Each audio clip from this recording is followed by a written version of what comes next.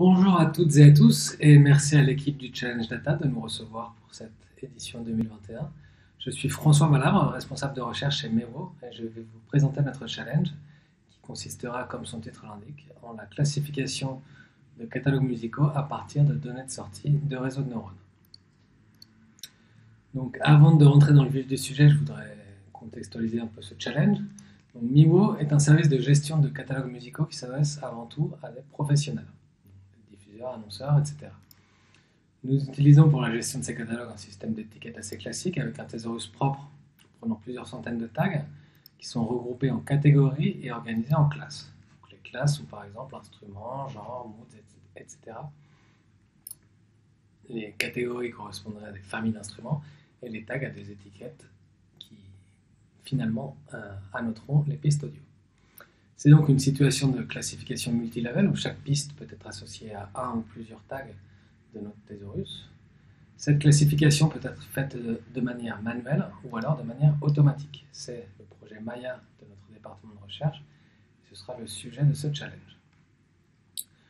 Donc, pour réaliser cette classification automatique, nous utilisons une méthode d'apprentissage supervisé. D'un côté, nous avons les pistes audio, de l'autre côté, les annotations. La première étape consiste bien sûr à transformer ces annotations en vecteurs binaires avec autant d'entrées que nous avons d'étiquettes et des 1 ou des 0 représentant la relation entre les pistes et les étiquettes correspondantes. Puis nous procédons en deux étapes. D'abord, ces signaux audio sont analysés par des algorithmes de traitement du signal, ce qui nous donne des données caractéristiques directement extraites du signal audio brut. Et ce sont ces données caractéristiques qui servent ensuite à alimenter des réseaux de neurones que nous concevons et entraînons au sein du département de recherche de Mero. Ces réseaux de neurones génèrent donc des prédictions dans l'intervalle ouvert 0,1 qui, au moment de l'entraînement, sont confrontés aux annotations initiales. Pour les applications, évidemment, nous avons besoin d'aller dans l'autre sens, c'est-à-dire de transformer ces sorties de réseaux de neurones en décisions effectives d'annotation de pistes audio. Et vous l'aurez compris, ce sera exactement l'objet de ce challenge. Plus concrètement, vous allez travailler avec 3 classes de 248 tags formant 41 catégories. J'ai résumé dans ce tableau le nombre d'étiquettes pour chaque famille et vous trouverez en fichier annexe l'intégralité des labels ainsi que la correspondance entre les tags et leurs catégories. Pour les données d'entrée, nous allons vous fournir les prédictions, donc les sorties de nos réseaux de neurones. Donc ce seront 289 valeurs dans l'intervalle 0,1 qui sont issues de 3 réseaux de neurones différents, un par classe. Chaque réseau de neurones générant 2 sorties parallèles, une pour les tags et l'autre pour la catégorie. Donc toutes ces données sont dans des fichiers CSV avec le format suivant, donc une colonne d'identifiant suivie de 289 colonnes, une colonne par tag, ordonnée comme suit. Et évidemment, chaque ligne correspond à une piste audio particulière dans notre dataset. Pour les données de sortie, nous allons vous fournir la classification au format one-hot encoded de ce dataset, c'est-à-dire en format binaire. Donc des vecteurs de 248 valeurs, soit 0, soit 1, chacune correspondant à nos 248 tags et suivant le même format que les données d'entrée. Pour la classification one-hot encoded au niveau des catégories, vous pouvez soit la reconstruire directement à partir des relations entre les tags et leurs catégories fournies en annexe, mais vous la trouverez également dans un autre CSV en fichier annexe. Voici donc pour le challenge, convertir 289 prédictions en 248 décisions. Qu'est-ce qui va en faire un challenge difficile? Il y a 2 raisons principales. D'abord, la nature des données. Vous verrez, ce sont des données assez déséquilibrées, dans le sens où certains tags ont quelques centaines d'occurrences dans le dataset et d'autres quelques dizaines de milliers. Donc, sans être une difficulté en soi, ça peut apporter une certaine complexité à l'analyse que vous devrez exécuter sur ces données. En plus, on s'attend à retrouver une certaine interdépendance entre ces données. Ce que j'entends par là, c'est que par exemple, certains instruments seront plus souvent ensemble et d'autres plus souvent disjoints. Certains genres seront plus souvent reliés avec certains instruments, ou le contraire. Donc, la difficulté de ce point de vue, ça va être de détecter ces interdépendances pour pouvoir les exploiter et les utiliser au moment de la prise de décision. Et le troisième caractère difficile de ces données est tout simplement leur qualité. Donc, du fait qu'elles proviennent de nos réseaux de neurones, elles sont dépendantes de la performance de nos réseaux de neurones. Et donc, on se retrouve avec des données assez bruitées et imparfaites, donc qui ne facilitent pas leur analyse. Et la deuxième grande direction de difficulté, disons, provient de la prise de décision en elle-même. Donc, d'une part, c'est la toute dernière étape dans l'analyse de données. Donc, ça veut dire que c'est là que vont s'accumuler toutes les erreurs ou approximations antérieures au moment de l'analyse. Donc, ça va être une étape qui peut être assez sensible. Et pourtant, c'est essentiel pour les applications. C'est-à-dire que si vous n'avez pas de décision à la fin, toutes les analyses précédentes que vous avez faites ne serviront à rien. Donc, c'est une étape extrêmement importante et extrêmement sensible. Donc, ça la rend particulièrement difficile. Et en plus, ça va limiter un petit peu les méthodes que vous pourrez utiliser, dans le sens où, si vous utilisez donc des méthodes numériques, il y a le risque de tourner en rond, au sens où vous aurez des estimateurs, vous aurez à prendre des décisions, donc vous vous retrouverez avec encore un certain nombre de valeurs, donc peut-être entre 0 et 1, peut-être d'autres valeurs numériques, mais que vous devrez convertir en valeurs discrètes. Donc il y aura une décision à prendre à un certain moment, et qui limitera quelque part les méthodes que vous pourrez utiliser dans cette analyse. Donc, ceci étant dit, vous aurez donc des décisions à prendre, des décisions qui seront difficiles, des décisions que nous évaluerons avec une fonction de risque qui sera le Weighted F1 Score. Donc, F1 Score pondéré. Donc, je ne vais pas rentrer dans trop de détails. Pour calculer ce risque, d'abord, on considère chaque colonne comme un problème de classification binaire.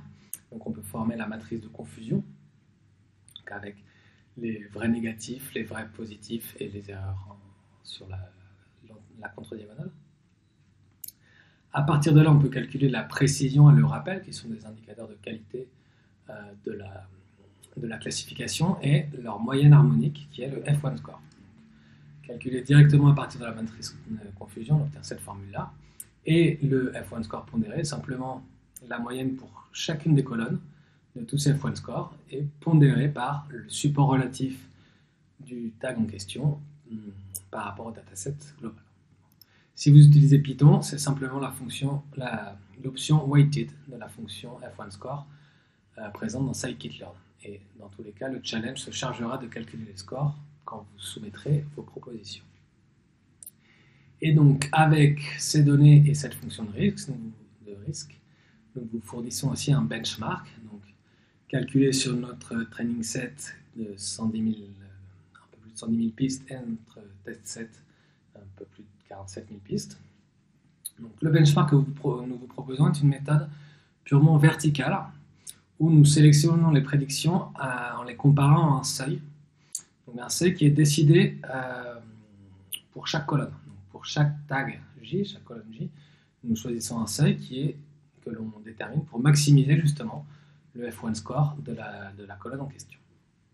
Donc, nous étalons ces seuils sur le training set qui nous donne un score final de 54%, et en appliquant ces seuils sur le test set, nous obtenons 46%. Donc c'est déjà une nette amélioration par rapport à la procédure naïve qui consisterait à comparer ces prédictions avec un seuil fixe, par exemple 50%. Avant de terminer, je voudrais vous proposer quelques perspectives ou quelques directions de recherche pour appréhender ce problème.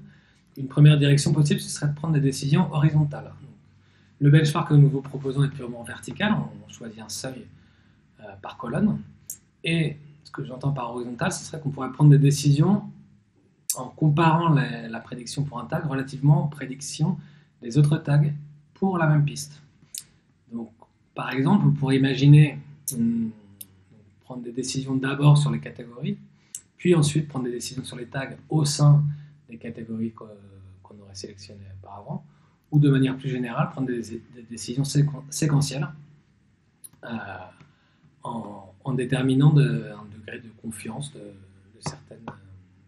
certaines prédictions fournies par nos réseaux de neurones. Une autre direction possible serait ce que j'ai appelé la stratégie bayésienne. Donc là, ça revient aux interdépendances que j'évoquais antérieurement vis-à-vis des données. Donc cette stratégie-là, dans l'idée, ce serait de justement identifier les interdépendances, les corrélations entre les données, et utiliser ces relations pour corriger les prédictions, et ensuite prendre les décisions sur ces prédictions corrigées. Donc en espérant que cette décision soit meilleure que les décisions initiales.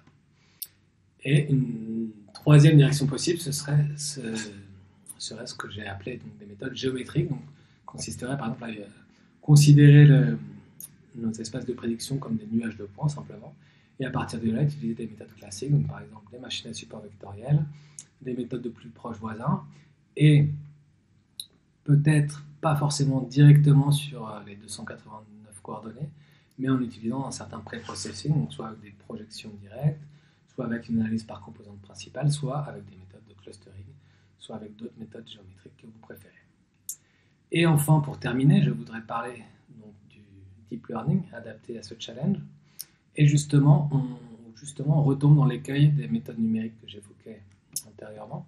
Donc, le risque avec l'utilisation du deep learning, c'est que vous allez donner nos X, donc nos entrées, à un réseau de neurones que vous pourrez construire, par exemple, et ce réseau de neurones vous donnera des estimés, justement, donc Y chapeau, qui seront encore numériques.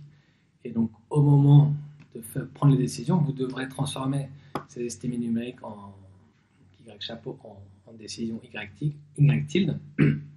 Et donc, vous devrez fatalement prendre des décisions.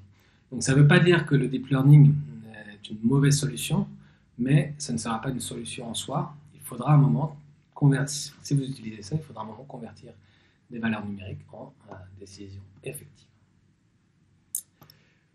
Voilà donc pour la présentation de ce challenge. J'espère que tout est clair. Si vous avez des questions ou des doutes, n'hésitez pas à nous contacter à cette adresse maya+challengedata@miwo.io. Je remercie encore toute l'équipe du Challenge Data de nous permettre de participer à cette aventure et vous souhaite une bonne chance à toutes et à tous.